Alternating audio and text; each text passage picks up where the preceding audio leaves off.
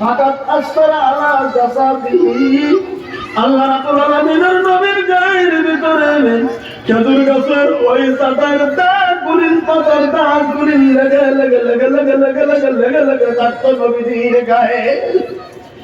যিনি বিশ্বের নবী, তিনি আখেরি নবী, তিনি সমস্ত নবীদের সর্দার, আর তিনি যদি মাটির ভিতরে শুয়ে গেছে আর তার গায়ের মধ্যে যদি দাগগুলি লেগে গেছে, সাহাবাদের অন্তরের ভিতরে কেমন উদায়টা হয়ে যাবে।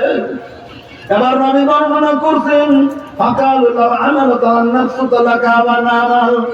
সাহাবীর অবস্থা দেখে বললেন, হুজুর আপনি আমাদের রাসূল, আমাদের নবী, আপনার গায়ের ভিতরে এমন করে দাগ লেগে যায়, জায়গা জায়গা হয়ে রক্তের মতো দাগ লেগে গেছে।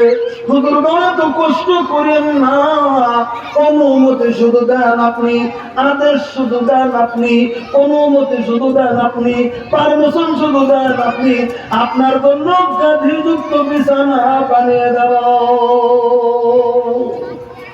আমরা সাহাবীরা মিলে আপনাকে গাধিযুক্ত বিছানাটা বানিয়ে দেব, শুধু আপনার অনুমতি, আপনার পারমিশনের দরকার। আপনার পারমিশনটা আমাদের জন্য জরুরি, এটা শুধু দেন আপনি, আপনি দিয়ে দেন আমাকে। আল্লাহ নবীকে জবাব দিয়েছিলেন জানেন?